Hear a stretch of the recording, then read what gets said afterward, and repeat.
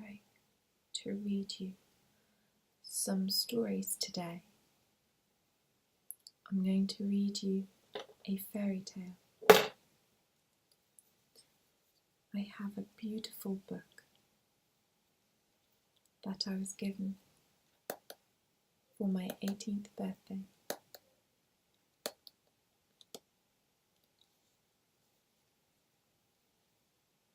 These are by Hans Christian Andersen, and they are illustrated by Isabel Brent. There is the Brothers Grimm. Stories include The Little Mermaid, Rumpelstiltskin, The Emperor's New Clothes, The Frog Prince, The Steadfast Tin Soldier, Rapunzel, and many more.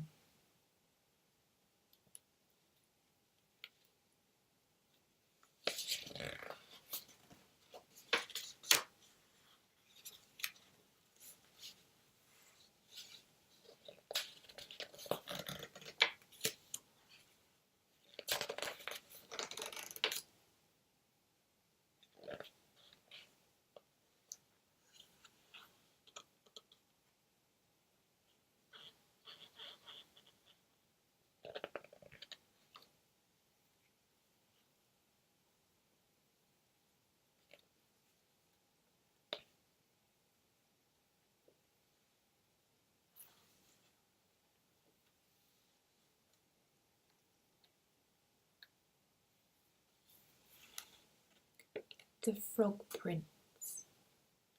In the old days, when wishing still helped, there lived a king whose daughters were all beautiful, but the youngest was so beautiful that even the sun, who had seen so much, was amazed when he shone on her face.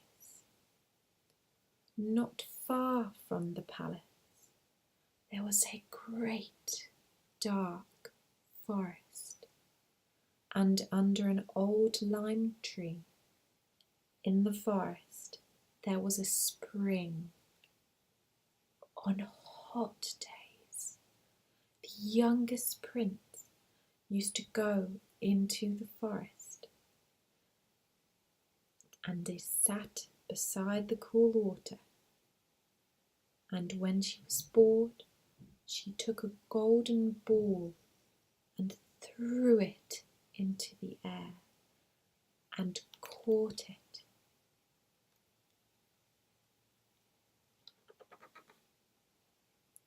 It was her best loved toy. Now one day it so happened that the princess missed the ball and it rolled into the spring. All the princess could do was watch it as it sank under the water and disappeared, for the spring was so deep you couldn't see the bottom. The princess began to cry. Her sobs grew louder and louder. She was in such distress. As she cried, she heard a voice saying, "What's the matter, King's daughter? You are crying so hard, even a stone would pity you." She looked where the voice was coming from and saw a frog sticking its big, ugly head out of the water.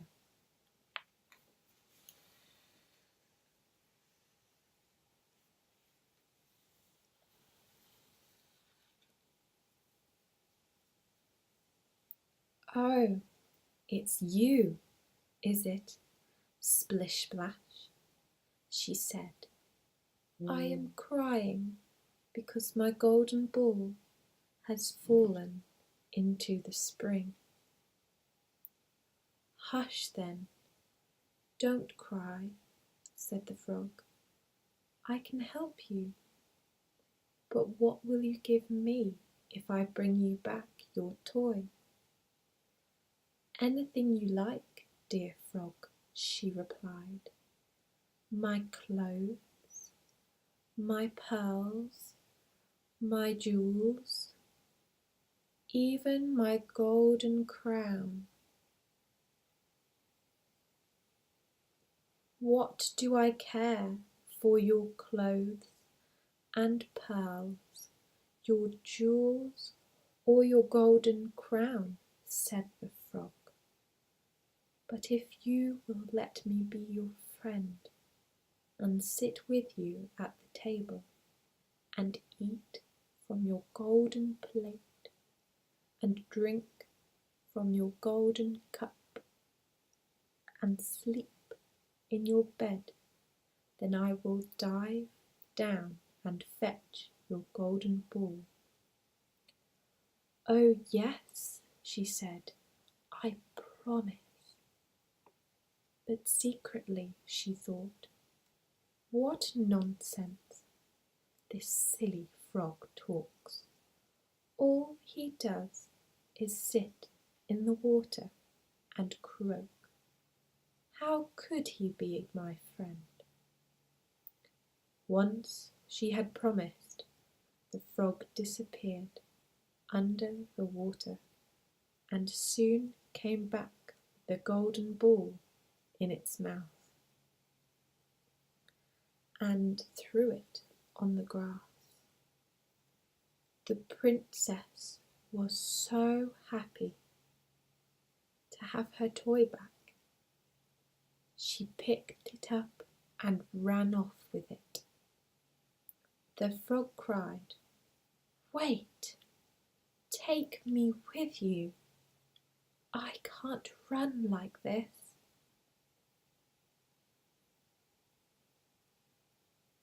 But no amount of croaking could make the princess listen. She was hurrying home and had already forgotten about the poor frog. Next day, when the princess sat down at the table with the king and all the courtiers and was eating from her golden plate, something came hopping, splish, splash, splish, splash, up the marble steps. When it came to the top, it knocked at the door.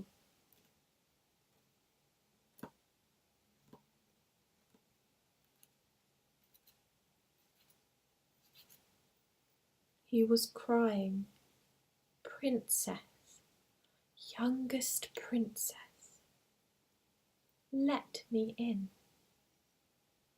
She ran to see who was outside, and when she opened the door, she saw the frog. She slammed the door shut as fast as she could and sat down again. Her heart was beating so fast. The king could see she was scared. He said, What are you afraid of, child? Is there a giant outside who wants to carry you off?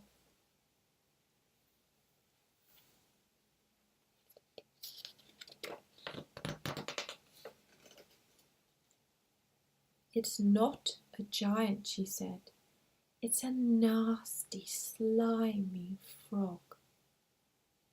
What does the frog want with you?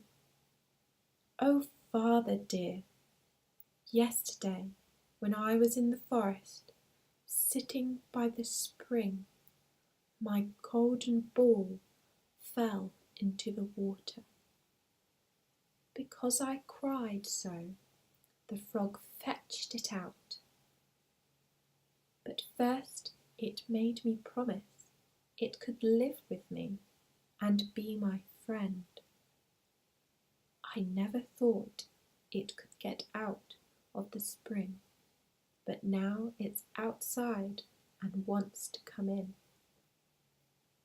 As they were speaking, the frog knocked a second time.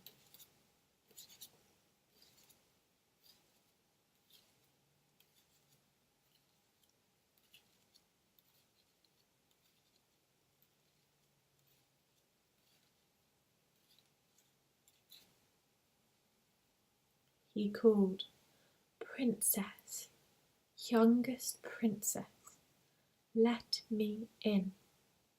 You gave me your promise down by the spring.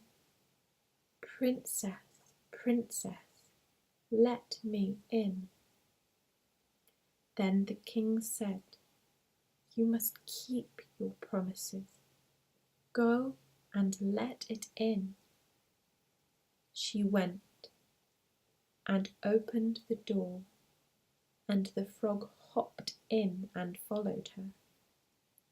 Splish, splash, back to her chair. Then the frog called, "Lift me up beside you." She didn't know what to do, but the king told her to lift it up. Once he was on the chair, the frog said, "Push your golden plate nearer so that we can eat together." With a bad grace, she did as he asked. The frog enjoyed his food, but every mouthful stuck in her throat. At last, the frog said, "I have eaten enough. Now I am tired, so carry me to your room and prepare your silken bed. Then we'll lie down and sleep." The princess began to cry because she was afraid of the cold frog. She didn't want to touch it, yet it wanted to sleep in her pretty, clean bed. The king said angrily, "He helped you when you were in trouble, so you mustn't despise him now." So she picked up the frog between the tips of 2 fingers,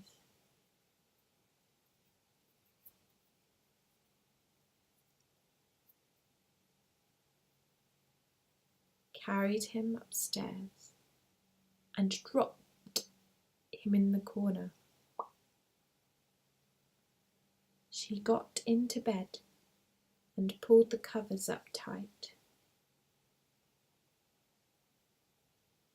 But the frog hopped, splish, splash, across the room, calling, "I'm tired and I want to sleep in your bed. Lift me up or I shall tell your father." She was so angry. She lifted the frog in both hands and hurled it against the wall. "That should shut you up, you horrible frog," she said. But when the frog fell to the floor, he wasn't a frog anymore. He was a handsome prince with sparkling eyes, and it was her father's will that he should be her husband. "A wicked witch put a spell on me," he said, "and only you could have broken it. Sleep now, and tomorrow I shall take you to my kingdom." In the morning a carriage arrived, drawn by 8 white horses, with golden harnesses and ostrich plumes in their headbands. Behind them stood faithful Henry, the young prince's servant. Faithful Henry had been so sad when his master was turned into a frog that he had had 3 iron bands forged around his heart to stop it from bursting with grief. Now he had come in the carriage to take his master home. He helped the prince and princess into the carriage and stepped up behind them full of joy. After they had driven part of the way, the prince heard a great crack. He turned around, saying, "Henry, the carriage is breaking." "No, master, it is an iron band that I had forged around my heart to keep it from breaking when you were turned into a frog and imprisoned in the spring." Twice more on their journey the prince heard a crack.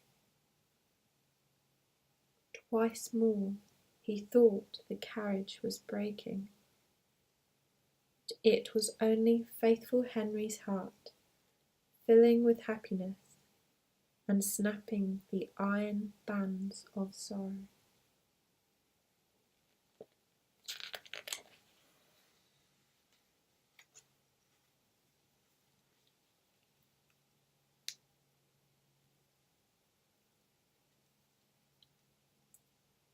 Thank you for listening to my story today. I will read you some more soon. I hope this has helped in some way and that you feel relaxed and soothed and safe.